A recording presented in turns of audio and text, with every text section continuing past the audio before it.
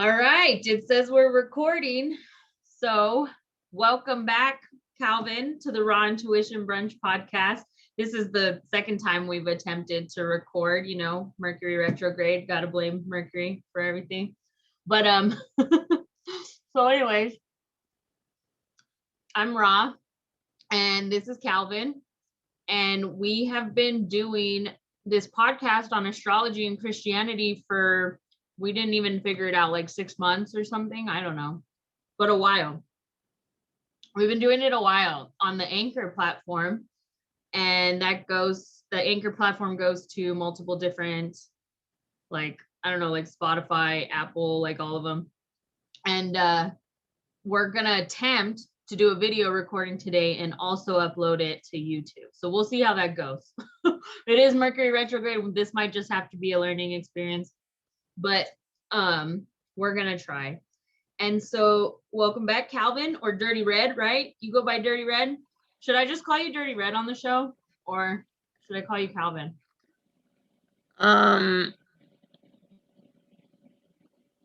It's Calvin, aka Dirty Red, but I mean, got it.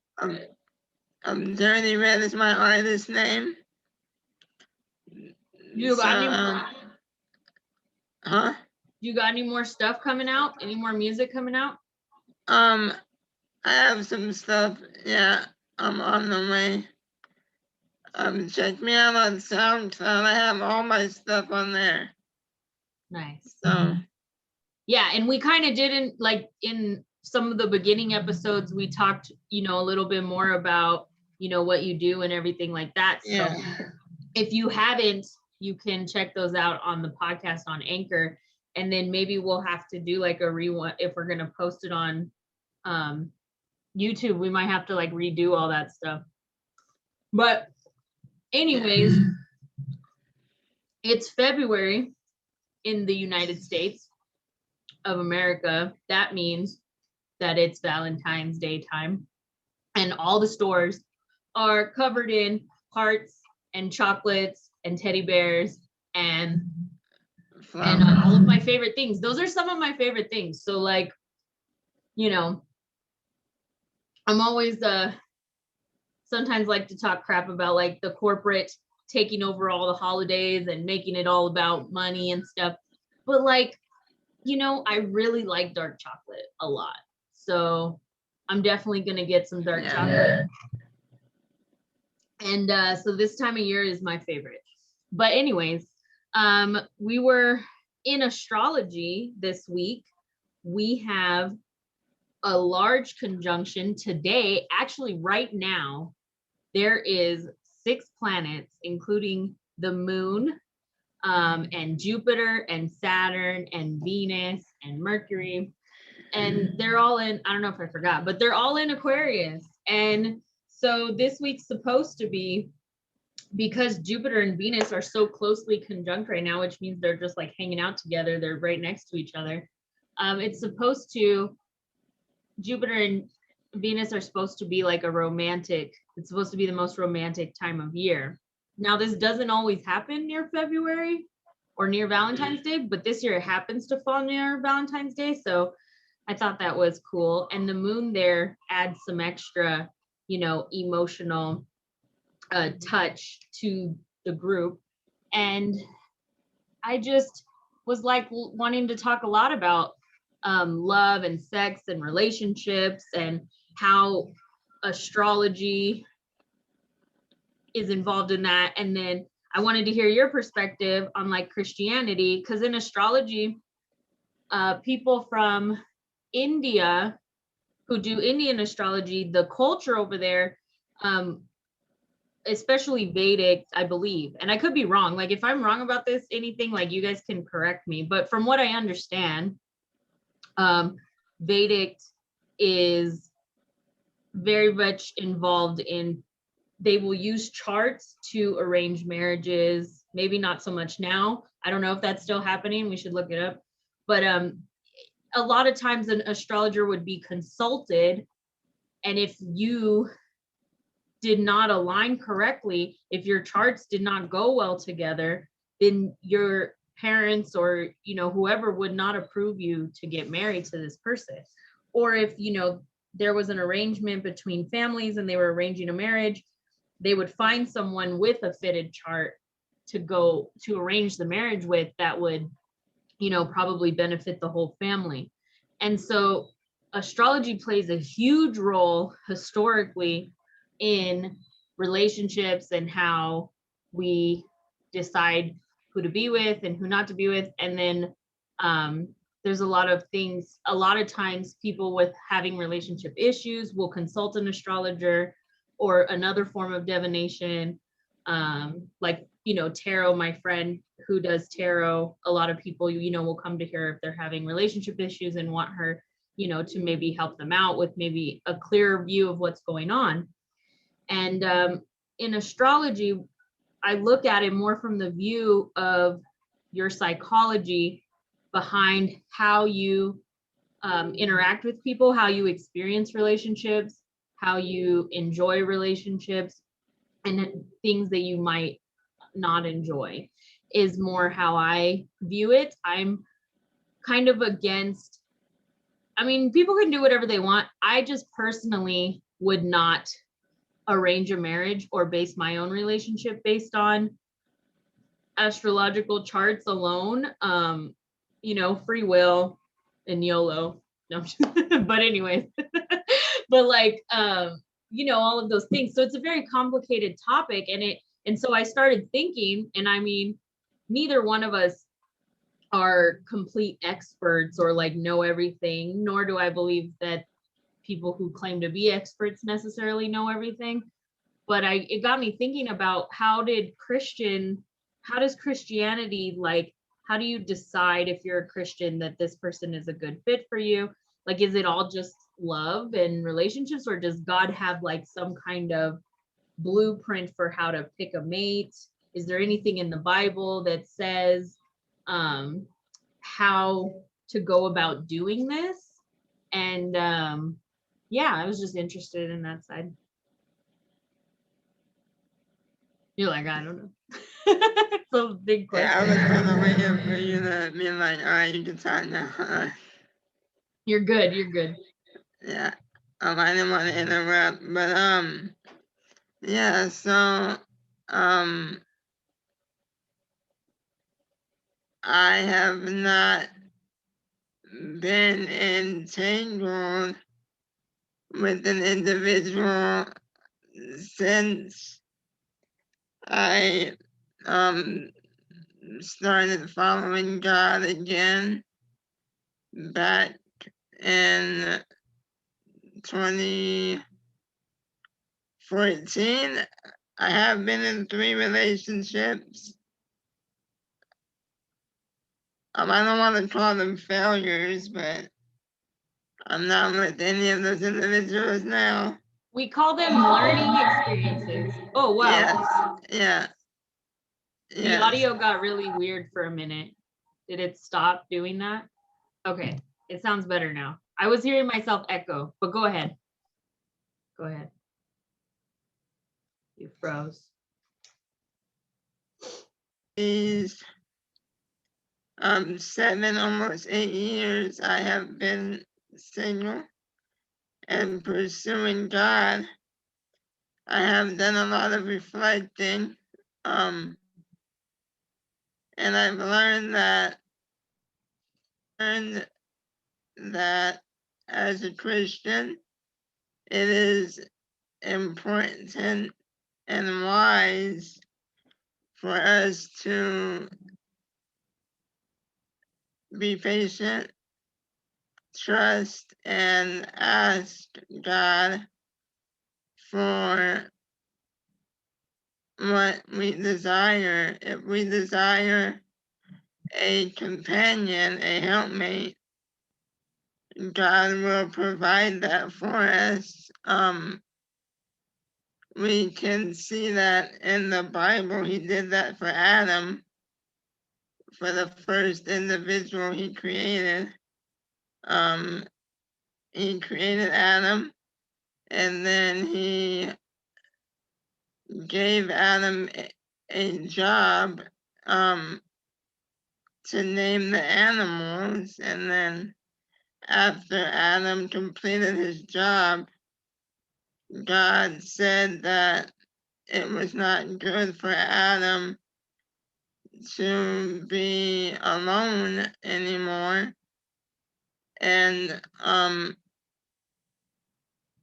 through some of the individuals who I follow on YouTube, some of the preachers, one preacher specifically is where I learned it from. I kind of got the insight from him that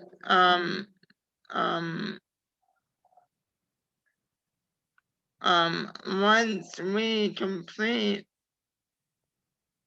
the assignment that God has for us in our singleness, knowing that we desire to not be alone anymore, is when God will open the opportunity for us to have that engagement with a significant other, because I know from experience that a potential significant other can be distracting if I'm trying to handle other stuff.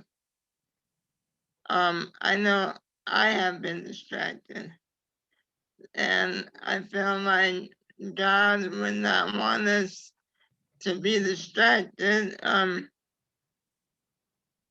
So I'm being patient, and I know right now in my life I would probably be distracted. And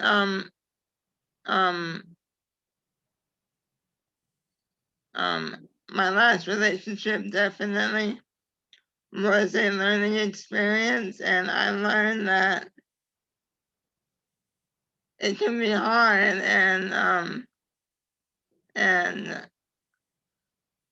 I don't feel like I am equipped for that challenge at the moment. So I am learning to appreciate my singleness. I have learned that singleness doesn't have to be a bad thing. It's actually it can actually be a good thing, because singleness is where we're able to learn ourselves, and it's where we're able to prepare ourselves, because once we're in a relationship, once we're married specifically,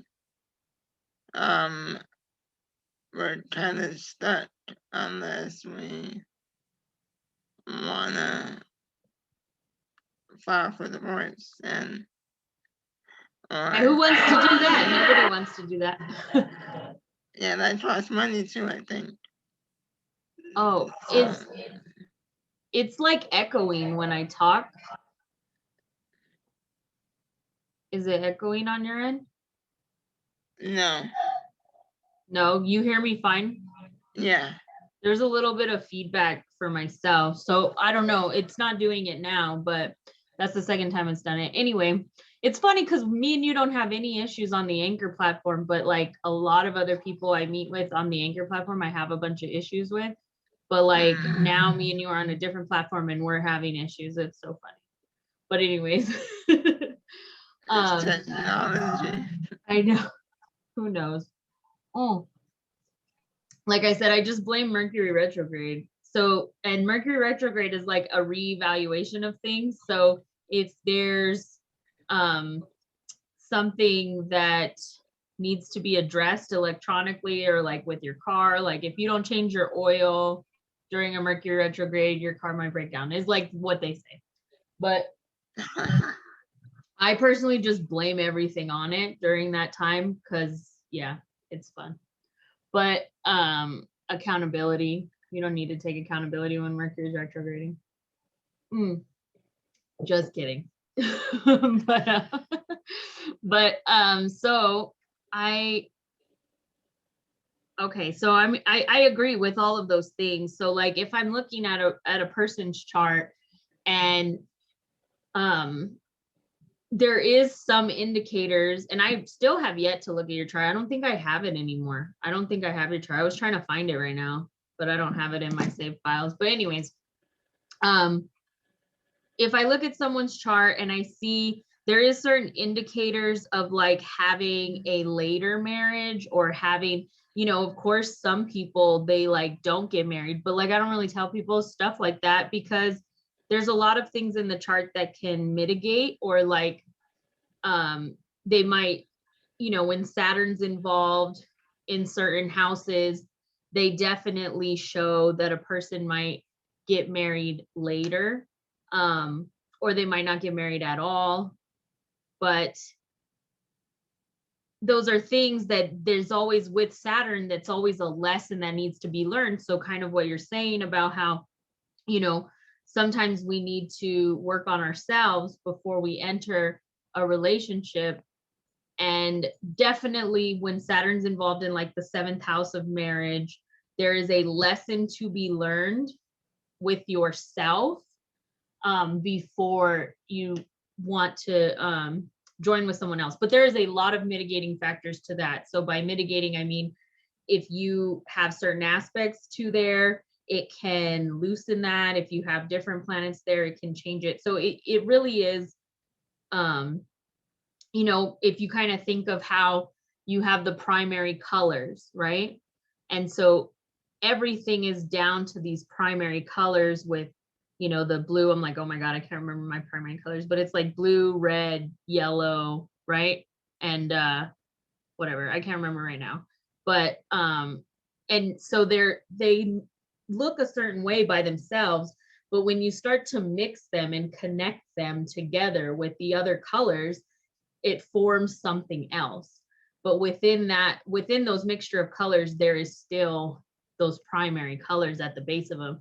And that's how I look at planets, as being primary colors for the chart. So they're always going to be at the core there. And so it's just like a random kind of thing so that everybody understands why I'm saying that. But in the chart, there's always things that will show if we're going to need to learn more lessons in this life around relationships, or if we're going to need to focus more on ourselves, if we're going to focus more on career or focusing more on a home life or our family. And all of those things are different for each individual and how that plays out. And so I would say that I agree that sometimes it is just a time to work on ourselves. But I mean, I can't really, because I've like never been single for any significant amount of time in my life.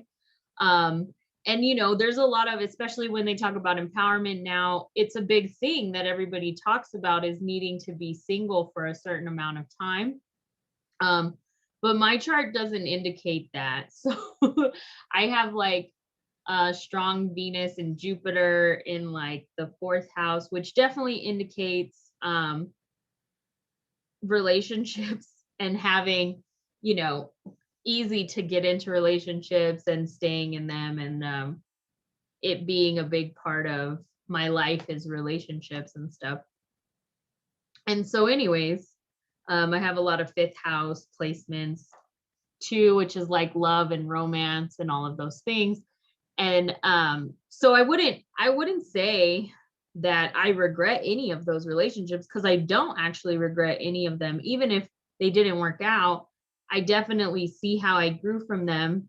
And I did have a time where I was like, maybe I should have been single longer, right? Like maybe I should have spent time being single, but that was just a societal thing. Like that was just society now, because everybody's doing the whole like, you need to be single and have time by yourself. But I personally did some soul searching and asked myself if I actually felt that way, and I don't. And I think that that's different for everybody, right? Like I personally don't ever wish that I wasn't in any of those relationships, or that I spent more time alone, because I spent a little bit of time alone, but not not really like anything significant. I've probably only been not in relationships for like months at a time. It's kind of ridiculous. It's kind of but and I usually, so like I said, it I don't think it matters. And I think society puts all these ideas out there about whether you should be, you have to be married by a certain age, or you have to be or you should take time by yourself. And there's all this like trying to dictate this norm that doesn't apply to anybody. Like, so it's probably hard. I mean, it's probably hard for people who are, especially right now with COVID. I don't even know how people date. I guess everybody just dates online. I don't know.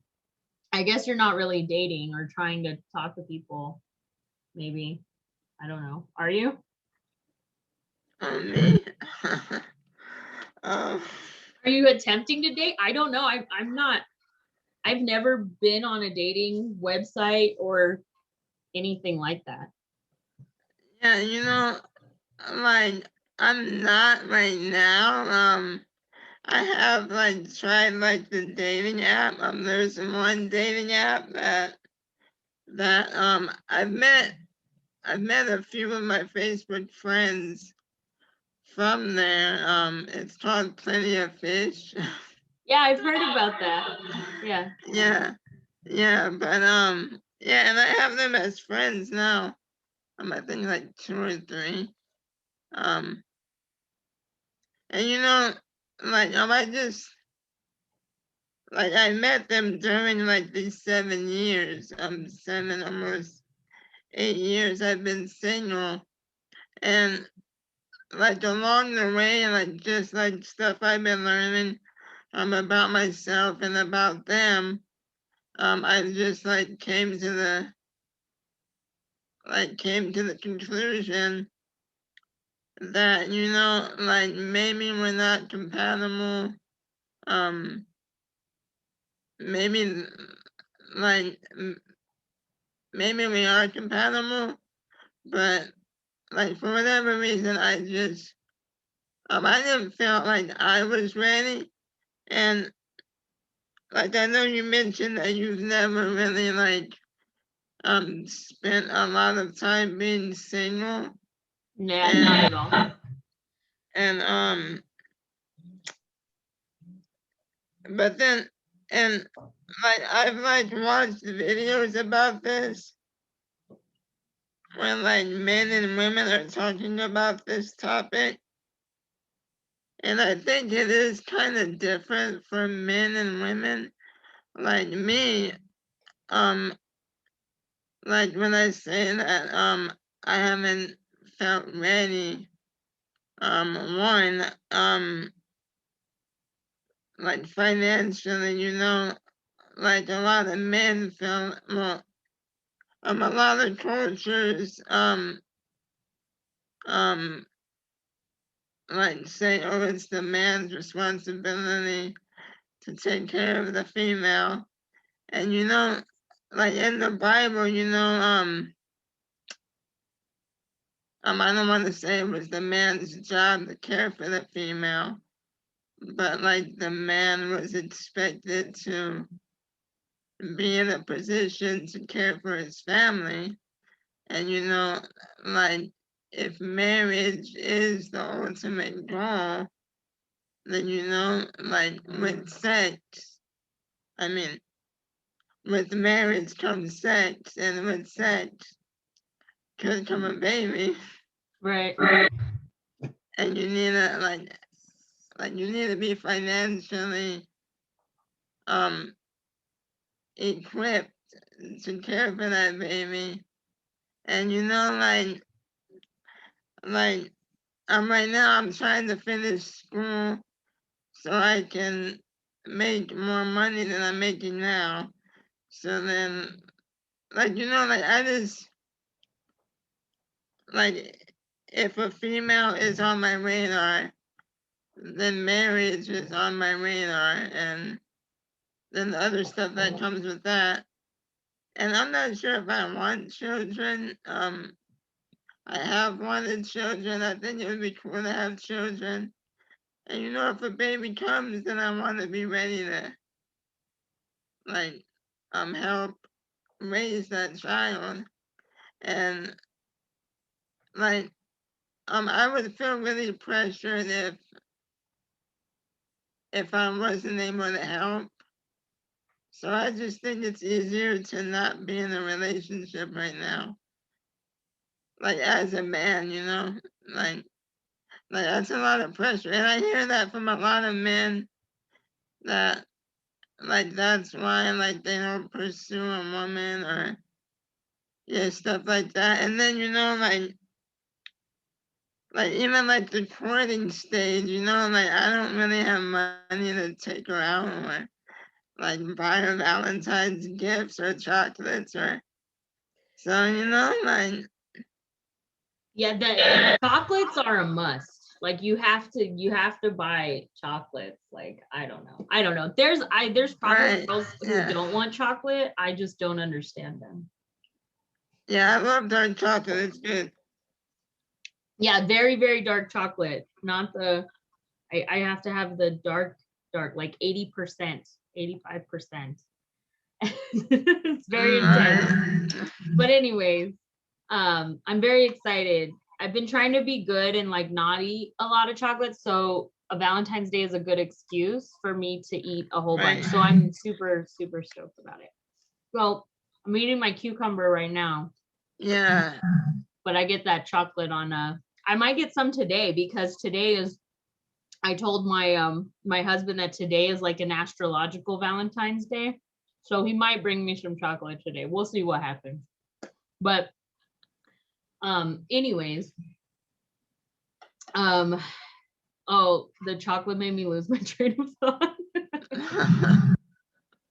I've been deprived of the chocolate. So let's see.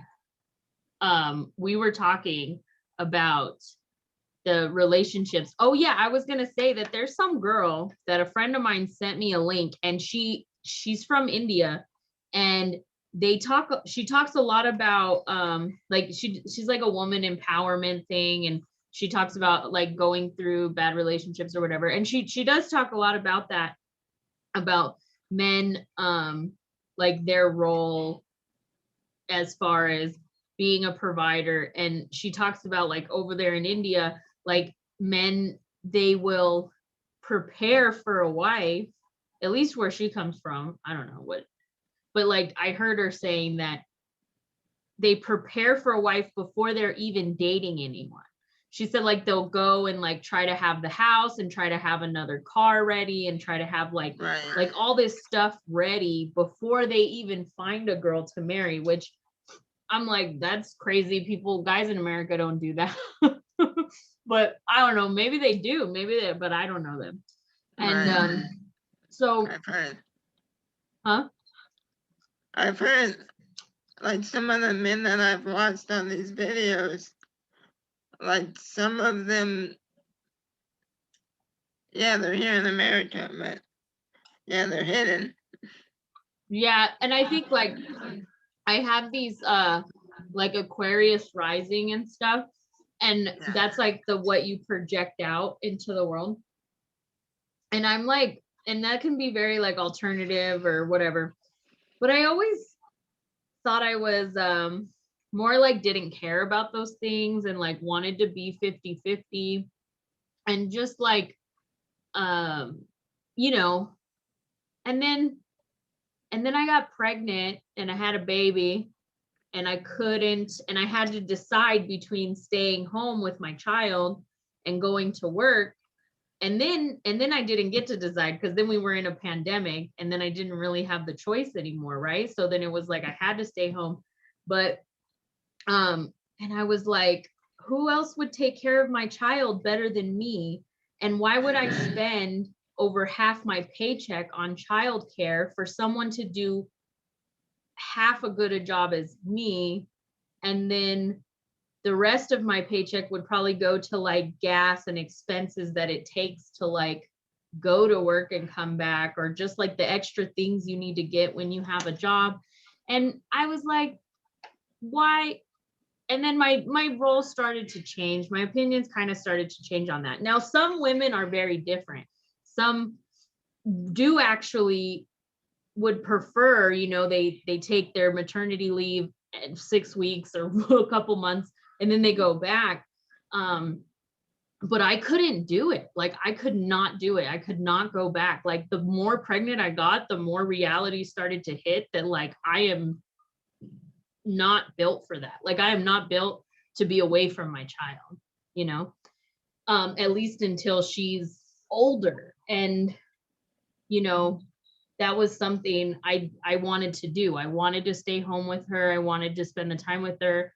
I didn't want to lose the memories. And I wanted to make sure that she was getting all the love and all of the care that that only her mother could give her, right? So I my stance on those things, it's still, even though I fall very much into a traditional role, not all women do. But I have like 4 planets in Cancer that are like between, you know, in home, you know, in the home houses kind of, and some in the 6th house of like working and stuff. But anyways, and Cancer is like a very mothering, nurturing sign.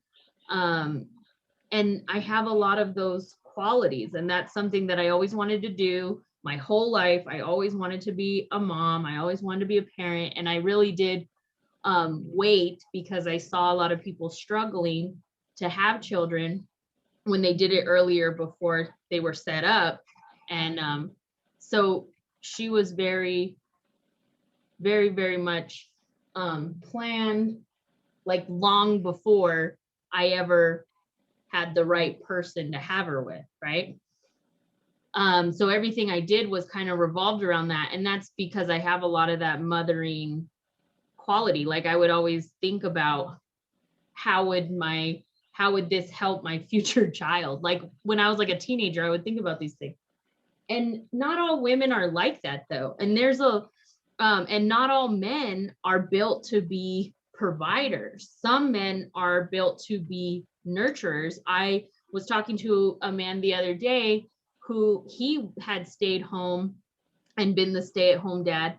And, you know, we had a very long conversation, and it was just like talking to another mother about, you know, all the stuff and all the priorities. And he did a great job. He was all about cooking. He was all about helping them do their math, helping them, making sure they did their schoolwork. You know, these were all the things that he took a lot of pride in doing, was raising another person. And so those things, it really comes down to if you want to be a provider, and is society putting that on you. And so like my chart very much reflects being a kind of a stereotypical role in my personal life, but then also having a lot of these ambitions and a lot of these outside influences of doing things for the community, and you know, being involved in all of my social worker stuff, and then like this kind of podcast stuff, like doing things to put myself out there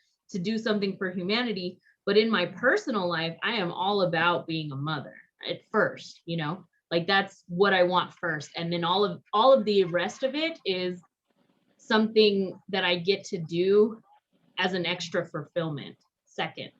And so some women, their career is very much what comes, and I wouldn't say first, because people are like, oh, well, my kids always come first, but I mean, that's part of their identity first, right? That's part of, they're a provider first. And so that's, it just depends. So there's a lot of women out there who love to be the provider for their family, who just want someone who can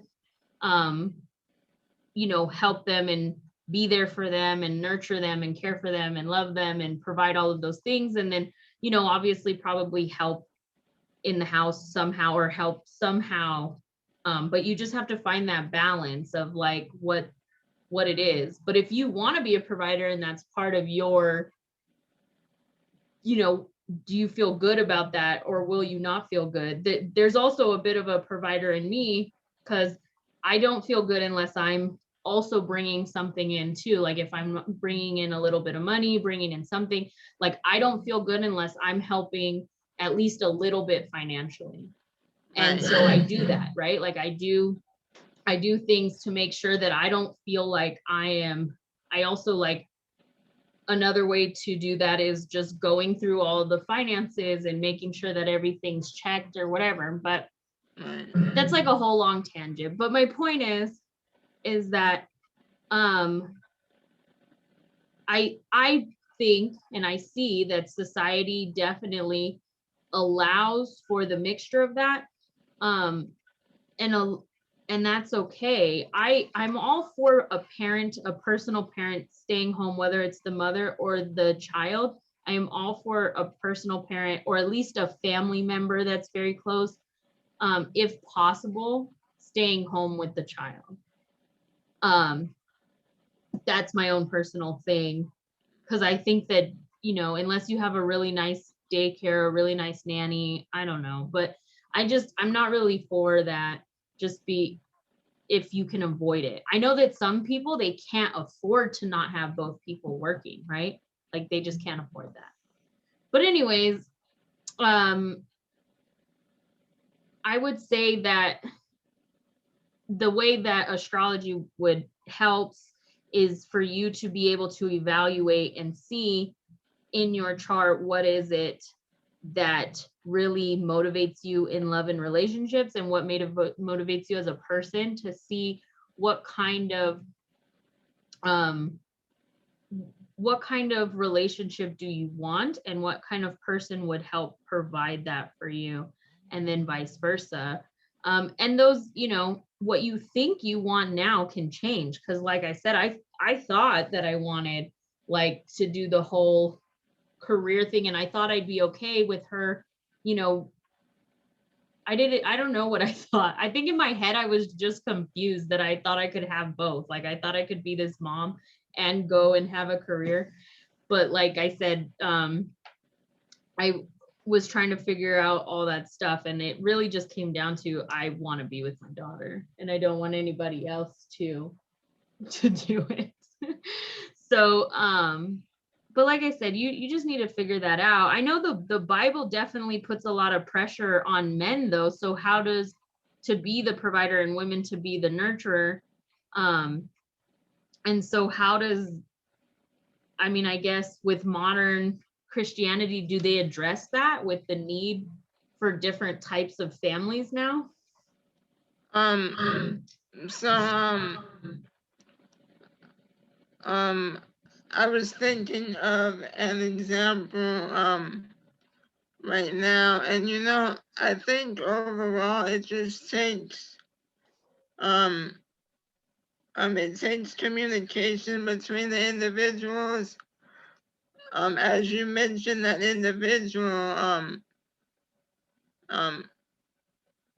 that father, who stays at home with the children. I feel like, that's okay, you know, like whether it's the mother staying home or the father staying home, both of them are, still contributing in their own way. And one example that I have that comes to mind is this preacher I follow.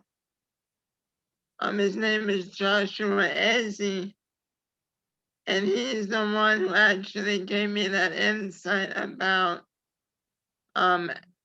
Adam not receiving his helpmate until he finished his job, which was naming the animals.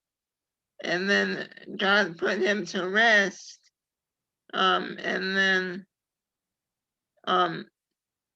during that time of rest was when God brought him Eve. And I got that insight from him. And him, he's pretty open about his relationship. He actually waited, I don't know how many relationships he had prior to getting married, but he got married at like 32, I think. Maybe because he's 34 now. I don't know. But his wife is a model. Um, and she makes more money than him. He still contributes financially, but she makes more money than him. And um, um, I know that, like, for a lot of individuals, if the woman makes more money than you, then like that might affect your ego some. It might like make you feel less than or whatever. But like it doesn't like affect him in that way. Even though his wife makes more money than him, she still lets him lead. And I feel like she still respects him as a man, ultimately. Yeah, And that's very important. yeah, yeah. So it, like regarding the Bible and what it says about it, I've not done like a study on that. I probably will like watch some videos and stuff about that. I would like to like study the Bible in general more. There's a lot of interesting things, and like I'm finding out more and more, even things that I've read in there, like um like if you read like commentaries and you listen to people, then they'll like bring up stuff that like it just enlightens you in a whole nother way. But I think ultimately the Bible would agree that like it's okay if you have that level of communication, and if the man isn't bringing in all of the finances, that's okay. Um just as long as you respect one another. um yeah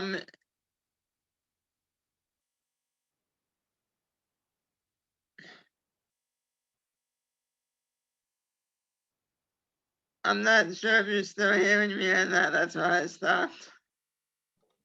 No, I heard you, but Yeah. I'm echoing. Oh yeah. Still. Yeah, on my end. So, but it goes, I don't know, that's so weird. It like echoes at first. But no, I was trying to like, I could hear her moving around, so she might be waking up, but from her nap. But definitely, I think I would want to do some more research on the topic as far as like different religions and background and all of that stuff around like love and relationships and Valentine's Day in general. Um, do you know any history about Valentine's Day? Um. I know. Well, I don't know. I have heard that it's a pagan holiday. Most So. most holidays are pagan. Technically, Christian is based on a pagan holiday, but we talked about that during Christmas. So like most Right. of them is debatable, whether or not. And so astrologically though, I'm gonna look and see what kind of like alignments, because Valentine's Day falls in Aquarius season, which is actually not Aquarius. I wouldn't call the most romantic of signs. She's moving around, but So Aquarius really isn't like, it's not romantic, but it's definitely humanitarian. Um, and it's definitely social, and it's more about groups and about it's funny because it's about love, but it's about the collective love. So it's not about she's she's awake. She's popping her little head out. She might come say hi. I wonder if I can get her in here. Can you see her? No, she's like popping out behind there. Come on, come over here. You can come join mama. She's playing peekaboo. Yeah, she is. Come on, come on. She's so cute. But yeah, so Aquarius really is about the collective whole, and like it's about, liberation, and it's the humanitarian sign, and it's about spreading love to all of humanity, but in a very personal one-on-one relationship. Aquarius isn't always the most romantic or like lovey, or um it's definitely can be more for the collective. So those personal one-on-one relationships can be like, can suffer a little bit with Aquarius, because I don't want to say suffer, but because it's busy worrying about the big picture, right? So it's like maybe our feelings and like our immediate pleasure doesn't matter as much because we're trying to do for the whole collective. And it's more about groups and um, friendship than it is about romantic, sexual, or, forever relationships, and or forever marriage relationships. It's that sign isn't really about that. It's more about, let's all hold hands. No, sing kumbaya. No, but not even that even. But yeah, so it's interesting because Pisces, though, which is the sign that follows, it like a week later we go into Pisces, and Pisces I would think would be all about romantic love. Like it's all about, Pisces is really that daydreaming, like forever, uh that sign that's the happily ever after, right? Like it daydreams. Pisces is very much about that merging with another person, and is very much a romantic sign. And Aquarius is much more of a sober experience as opposed to that. So it's interesting because it's right before Pisces. So I don't know why that timing is there. Hi. Can you see her? There she is. Say hi. This is my love. This is my forever love. Huh? You know, come say hi. Hi, Razia. I'm gonna upload this to the podcast, and so you can't even see it from there. So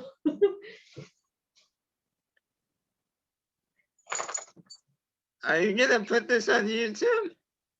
I'm gonna, if it comes out, if it works, I'm gonna try to. Do you want it on? I mean, if you want to put it on there, like that's fine with me. I was actually thinking about you yesterday, cause like I follow, like one of the preachers who I follow, he said that he's gonna stop doing he's gonna stop doing new episodes for his podcast, cause now he's like doing YouTube a lot. So he's just uploading his YouTube videos to the podcast. And he says that one thing he enjoys about YouTube is that like that's a place where you can like build a community and like get interaction rather than the podcast. Nobody's really talking to you on the podcast. Yeah, So I keep getting that weird feedback noise, but you don't hear it, right? I think I hear it when I talk. Yeah. We'll have to see how this recording comes out. And like I said, this is gonna have to be like a learning experience, maybe. But if it's uploadable, I'll upload it, and we'll just have to work on getting better. I mean, I doubt a lot of people will watch it originally, so I'm just like, whatever about it. Like at first, I mean, I don't know. Later, we might get more popular, and then we'll be embarrassed by our older videos, but it'll be fine. I mean, I think you can edit in YouTube as well. Yeah, I don't know if it lets you edit the vocals though, because you would just have, if it's like all distorted, it's kind of hard to edit that, but I'll try to figure it out. I'm gonna try to get in there. I'm gonna try to, because you can just chop pieces out, so we can do that too. Yeah, that's what I meant. Yeah, like this part right here, like maybe you can edit this out if you want. Razia, how do you ask for milk? Do you want milk? Yeah, good job. So that means that she wants milk. And so I'm gonna have to go and feed her.